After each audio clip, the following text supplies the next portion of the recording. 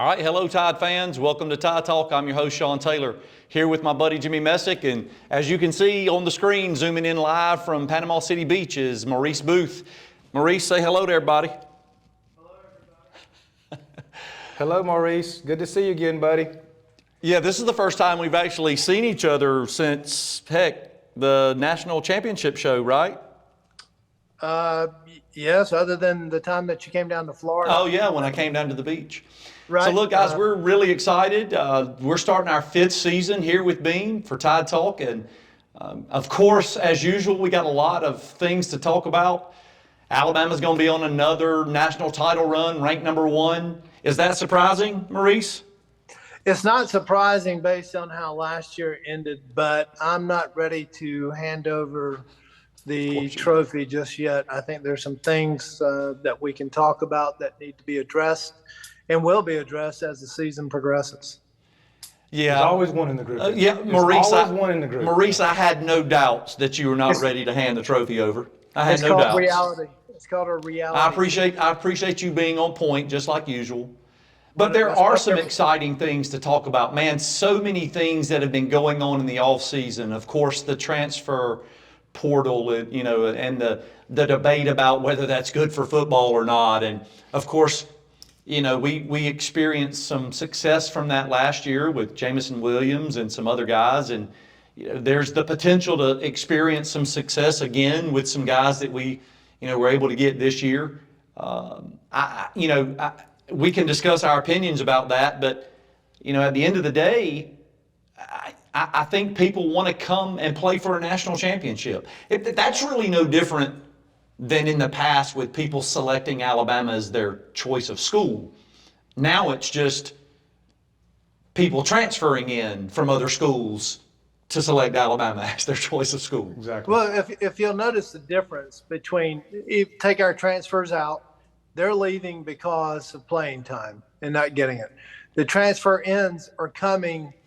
You got Jermaine Burton that left a national championship team to come to Alabama.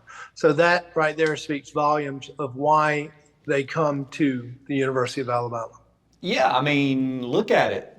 Jimmy, why do you leave the defending national champion Georgia Bulldogs when you were, it's not like you sat the bench for Georgia. You were a receiver in the game, played in the Natty. Why do you leave Georgia?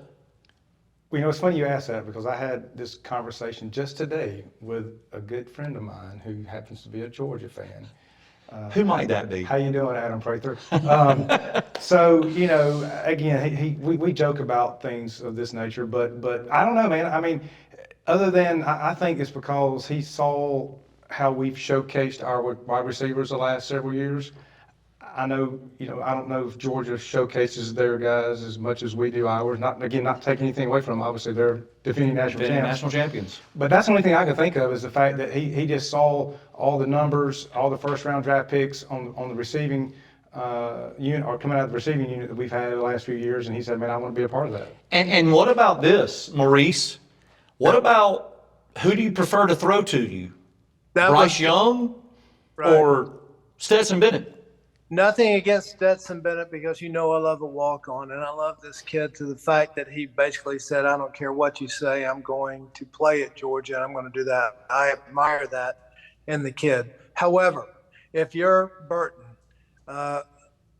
perfect example, and I guess it is kind of an offense to Bennett, but would you rather have a Heisman Trophy quarterback that is projected as the #1 or #2 quarterback selected in the next draft throwing to you, or Stetson Bennett that I don't even think he's on any, like I said, no offense, but I don't think he's on any NFL radar based on his arm strength. And Bryce Young has proven his quarterback ability with his arm and his feet. So if you want to improve your stock as a wide receiver, perfect case scenario, Jameson Williams. Yeah, I definitely think, man, you don't just leave a national championship football team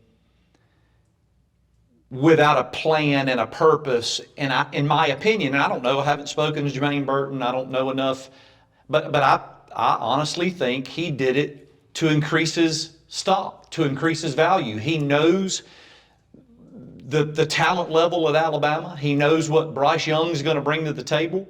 He knew that we lost Mechie, Jamison Williams, so again, I just think that he made a decision, and he also knows that we're probably going to compete for another national championship. So, and let's be honest, this is one of the things that I wanted to talk about eventually, but even Saban mentioned it at the Mobile Quarterback Club back in February.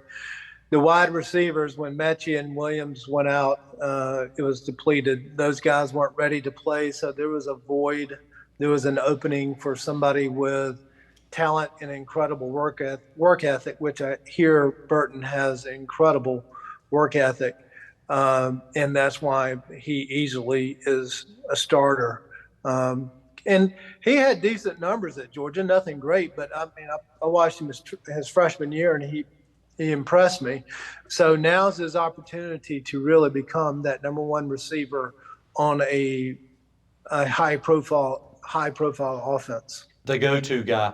Yeah. Yep. Jimmy, let me ask you a question. Recently, the depth chart come out. Were you surprised from any of that? I mean, I know that's I'm not going into all of offensive line, defense, but were you surprised by any of that with respect to the depth chart? And It's funny because I'm glad we're talking about this because I was hoping we would, because there were several things I was surprised at, honestly. Mo mentioned the receiving corps that we had that ended up finishing that game last year that were all returning this year. When you look at that depth chart, we have a true freshman starting. So what does that say about those returning guys? Now, granted, Shawn Holden has stepped up. He's that guy. He's going to be that guy that's going to be starting at one of those positions. But we have a true freshman for the first time starting as a receiver. That kind of jumped out at me, talking about the transfer portal. Well, Eli Ricks was supposed to be that next cornerback. Well, he's a co-starter with Kool-Aid McKinstry. So, those two jumped out at me. Our starting left guard from last year, he's number 2. Tim Randolph.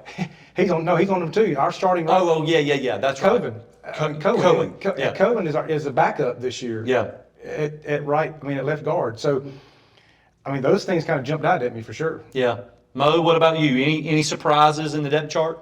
Yeah, Kobe Prentice at the slot position, true freshman coming in. I thought that there would be somebody that could step in, and maybe a freshman from last year that would be a sophomore that really maybe worked their tail off. But kudos to this Kobe Prentice because Saban has mentioned him several times in some of the preseason practices. And if you get mentioned by Saban, called out during that and complimented, brother, that says a lot. And usually if you go back over time, anytime that Saban has mentioned or started a freshman, there's fame and fortune ahead of them. Yeah. In a couple of years. That seems to be the pattern, in the past few years. If you look at that, I wasn't really surprised. I mean, I'm glad to see some of the people that are out there. I'm glad to see that we've got a freshman that's worked his tail off enough to make the starting lineup and push some guys. Now, a lot of that had to do with some injuries. JoJo Earl being injured, that probably had a lot to do with it. And then they even spoke about that. Transfer from Louisville. Yeah, Harold, the transfer, he's kind of been hurt too. Had some nicks and that sort of thing. I love what they're saying about Trayshawn Holden, about how he's, basically stepped up as a leader. He's been there the longest. He's probably the oldest in that group. And so those are some awesome stories to read and things to follow. So I'm really excited. Look, we took a beating from the receiving corps perspective after Mechie goes down and Williamson goes down last year. I mean, everybody kind of bashed the receivers, and even Saban, didn't talk very highly of them. So I'm really excited just to see that group go out and perform. That Bryce Young can do what he does. Super excited about that. But it's another year. We've got some new faces on the offense. We hadn't even spoken about, Jahmyr Gibbs and the running back group, which seems to be a full house of talent. But we're going to take a quick break. We are going to come back and talk a little bit more about that on the offensive side of the ball, but we can't forget the defense. Got to talk a little bit about that too. So hold your seats, Tide fans. We're going to take a quick break, and we'll be right back with Tide Talk. What is community? Is it a neighborhood? The businesses and homes inside it? Maybe community isn't just a place. Maybe it's a state of mind that when we care together, cheer together, we're closer to what really counts. At Beam, we're finding new ways to bring us all closer. And you'll find us right out there with you, because community is always on our mind. Beam, bringing East Alabama more. All right, welcome back, Tide fans. We're talking right there before the break just about the offense. A lot of changes, a lot of things going on. You mentioned Javion Cohen, which was a starter all year last year. Now he's a backup. I think he's had some health issues as well. He had a couple of things that he was dealing with. But one of the questions that we had coming out of last year was, what was the offensive line going to look at? You lose an All-American, right, and lose a couple of guys off of that line. Of course, we are bringing back 3, guys that started. Not to mention the transfer portal. Steen is already get Steen from Vanderbilt, starting left tackle. Which the guy has to be fairly intelligent, especially if he's coming from Vanderbilt. We benefit from that. But I'm looking forward to seeing. Say that again, Mo. How do you go from Vanderbilt, no offense to them, the Commodores, but you go from Vanderbilt to starting left tackle for the number 1 team in the country? That's a good question. That's quite the transfer. Yeah, and again, good for him. It's kind of refreshing, if you will, to the guy's going to get a chance to compete maybe for a SEC championship, national championship, and of course, he hadn't experienced that at Vanderbilt. Again, no offense to Vanderbilt. I wish them success, but this guy's coming in, stepping into a starting spot, as you said, Maurice, number 1 team in the country, and that group is going to determine the success of the offense. I feel way more better this year. Does that sound right? Way better. Way more better. Way better. Mo better. That's a brand, isn't it? Mo better. No, I feel a lot more comfortable with our offensive line this year than I did last year, even with that All-American that we had, just because of the returning experience we have. And again, the fact that we have a starter from last year that's second in the depth chart. Well, you're looking at the Randolph kid who's he's a 6-year, I believe, and has played multiple positions, tight end some, and now is the starting left guard. I mean, that's something to say for being able to replace Javion Cohen as the starter. And again, I know he's had some health issues. I'm sure he'll get plenty of playing time.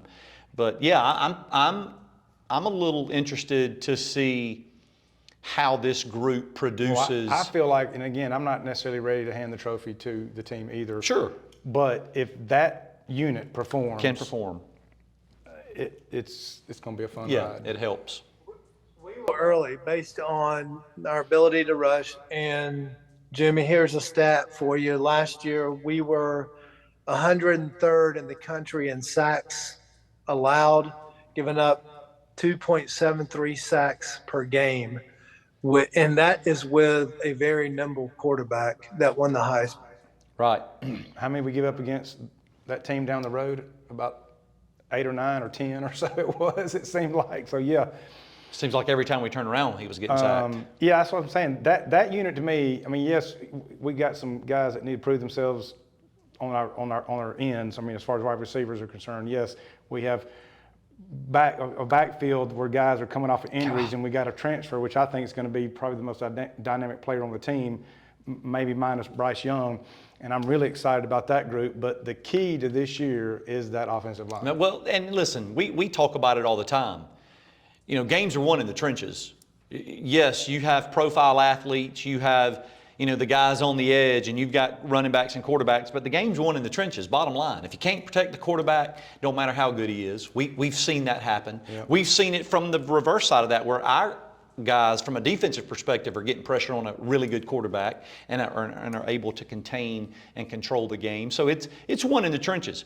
But I am super excited about the running back core, that group.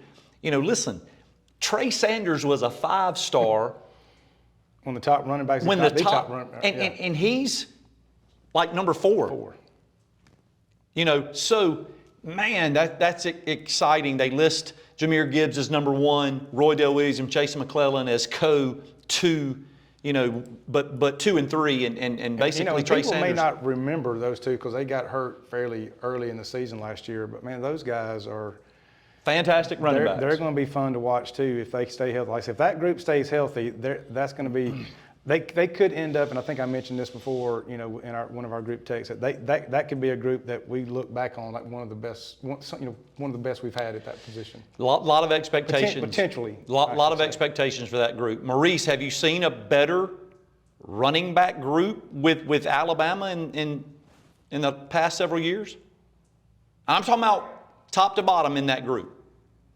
But let's see, we had one time on our team, we had Mark Ingram, Trent Richardson, and Eddie Lacy. That wasn't too bad. Not bad. Not bad. I mean, it's amazing how we go from last year. We couldn't believe it that we're actually depleted at running back. And remember, B-Rob had that thigh bruise going into the SEC championship game, and you're just praying that he can muscle through it. Right. Trey wasn't 100%.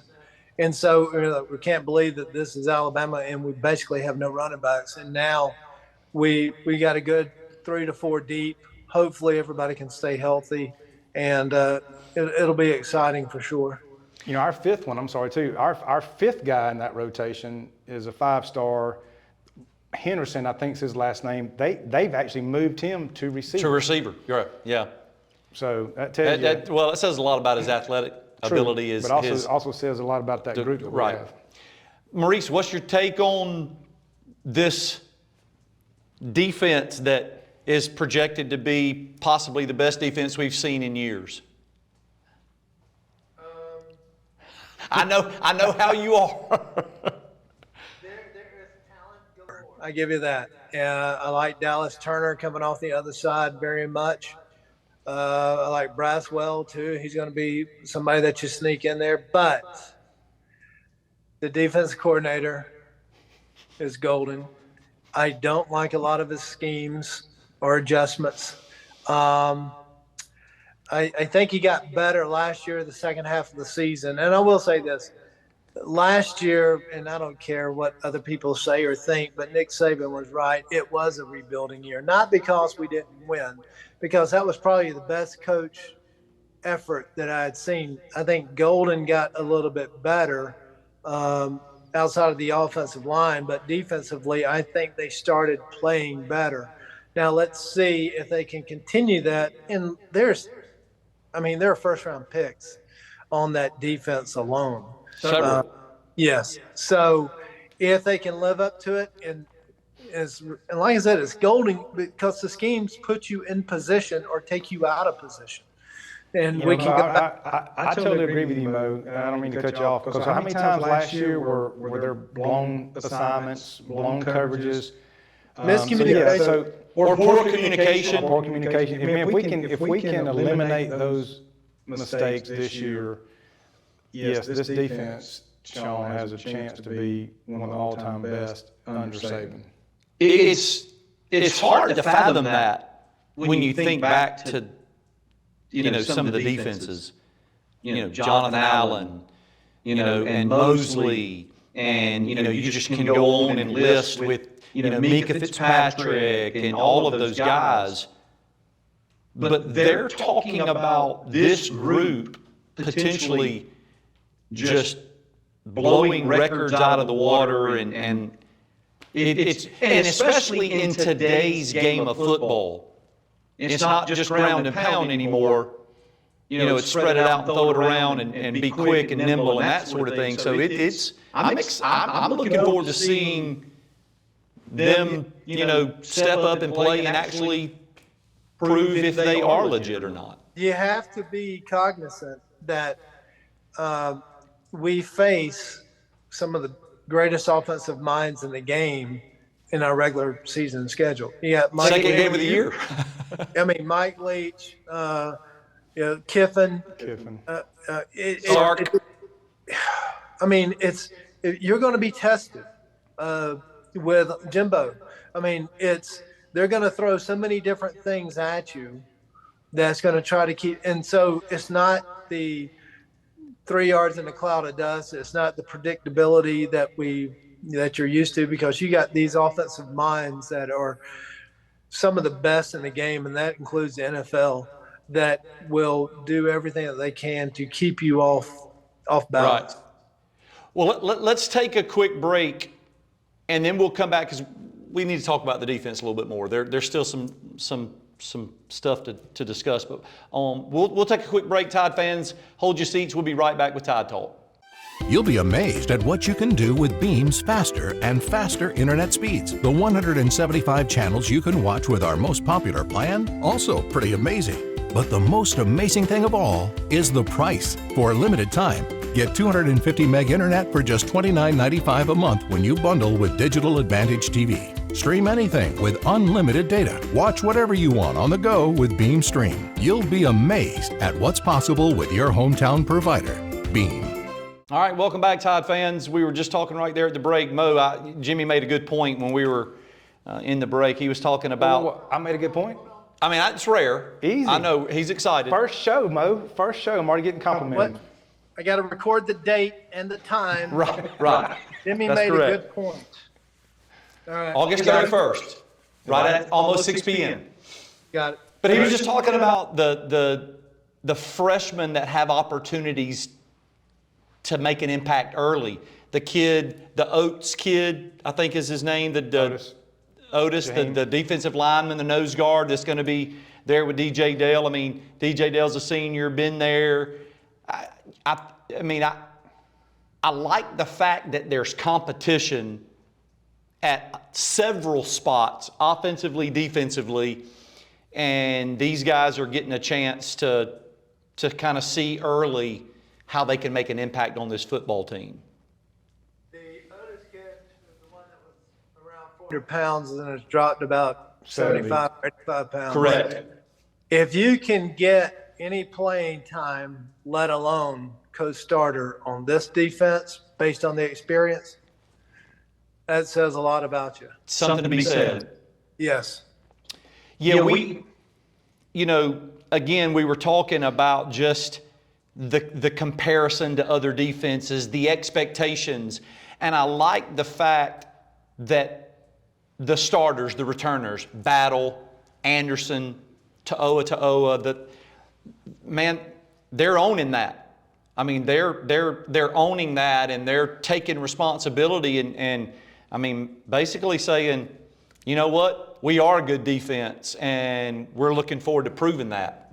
That in itself, to me, knowing that you're playing with a target on your back every game, you're the number one team in the country, that in itself, to me, says a lot about the defense. There's a chip on this defense's shoulder that is about as big as Mount Rushmore, if I'm allowed to say that. But they have taken it personally since, last January the 12th, along with the participation trophy that's in the dining hall. Yeah, that's exciting.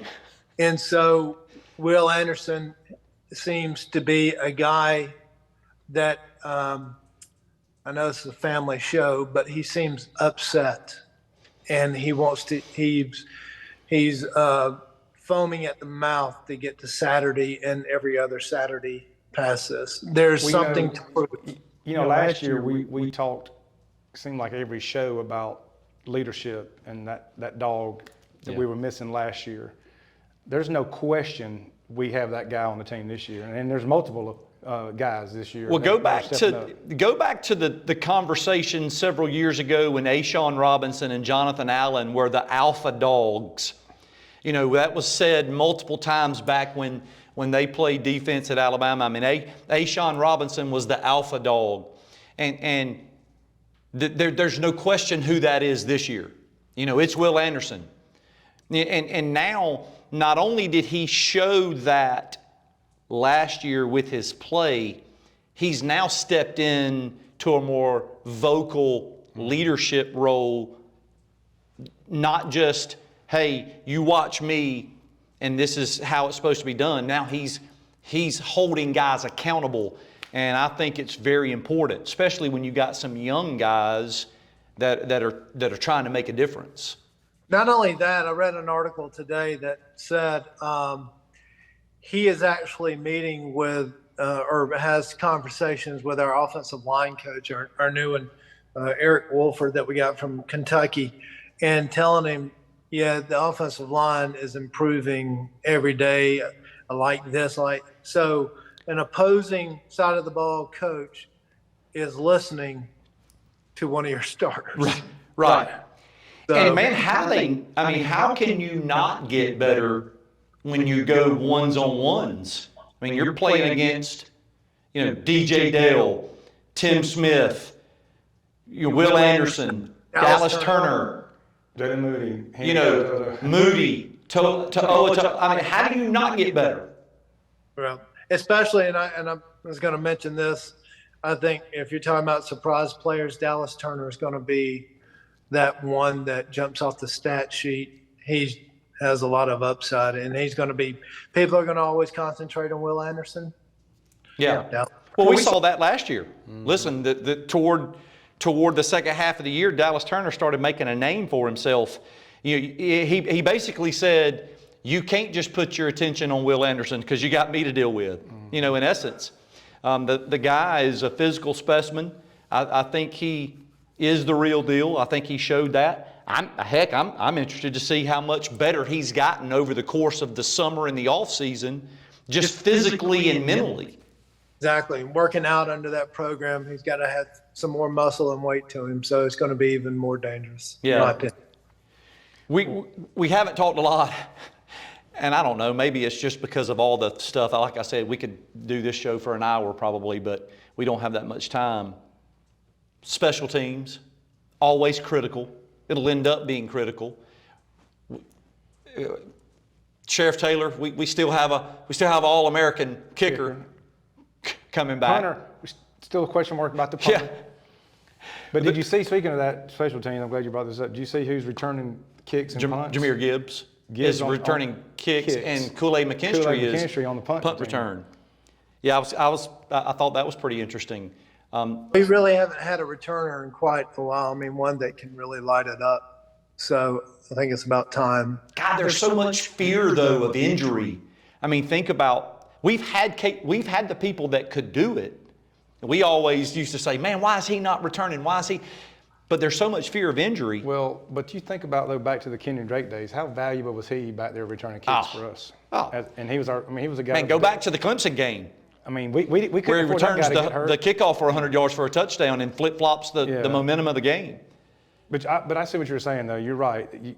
But I'm excited about him being back there returning kicks. Yeah, I like it. I mean, again, it was from returning kickoffs perspective, you got a stable of running backs. Not that you want anybody to get injured, but you can't necessarily have injury issues in the receiving core. I don't know that, it'll be interesting to see what the depth looks like. I don't know that we're deep enough in the receiving core. I feel confident in the running back core. Mm-hmm. Again, not that you want anybody to get hurt. I'm not saying that. There's a confidence level because you've seen Roydell Williams, you've seen Chase McClellan, you've seen Trey Sanders. You know what I'm saying? We haven't seen a lot from Ja'Cory Brooks other than some spare time last year, and of course he made a big catch in the Auburn game. Outside of that, not really sure. And then you go on the kid, the transfer from Louisville, the Harrell kid. I mean, he's supposed to be the real deal, extremely fast. I haven't seen that, so I don't have that same confidence level. So you don't know about injuries there. Injuries is part of football. I get it. We were just talking in the break. Georgia don't beat us if Jamison Williams and John Mechie are in the national championship game. But that is what it is. We got to go quickly. We don't have but a few seconds. Utah State, they won a game last week. They beat Connecticut. Of course, they're going to have some momentum, but they're coming to Bryant-Denny Stadium. Maurice, I think they won like 10 games last year too. Yeah, and they actually have Xavier Williams, who's a receiver transfer from us, playing for them. Some of our guys respect him, say he's very talented, super fast, great route runner. Interested to see that little matchup. But Maurice, first guy to give your prediction for Utah State Utes coming to T-Town. Utah State Aggies. Right. That's what I said, Utah State Aggies. My bad, I said that wrong the last time. Yeah, you did. No, the line is 47. I think UConn had 246 rushing yards on them last week. They came from behind to win. It's going to be a blowout, 58-10. 58-10? Yeah. I mean, I think we could score as many points as we want to score. I think it'll be one of these games we'll see a lot of new faces, guys coming in and out, a lot of second team, third team reps, I believe. So I don't know if we'll score, 60 points or not, but it'll be a decent opening game test. But yeah, it won't be close. Do you have a pick? No, I don't really pick scores. I mean, 50 to 3. There you go. I was gonna pick 52-3. I agree. I think we can probably score as many points as we want to score. I don't believe Saban would do that. He tends to let some new guys get some playing time, some young guys get some reps. But I think it's going to be high scoring for us, low scoring for them. No idea what the final score will end up being. So, guys, it's here, 2022 season. Again, ranked number 1. If I'm not mistaken, the 9th time under Saban's reign, or the 9th time in last 12 years, I think it was the stat. Always a bullseye on our back. You always get everyone's best game, but really excited for the season to kick off. I don't like watching Major League Baseball, and I don't like watching NBA basketball, and I've been watching a lot of Netflix, so I'm ready to watch some college football. You and me both. So we will be right here again next week. We'll do post game. So join us again, Tide fans, next week right here. We look forward to another great season with Alabama football. Roll Tide. Roll Tide. Roll Tide.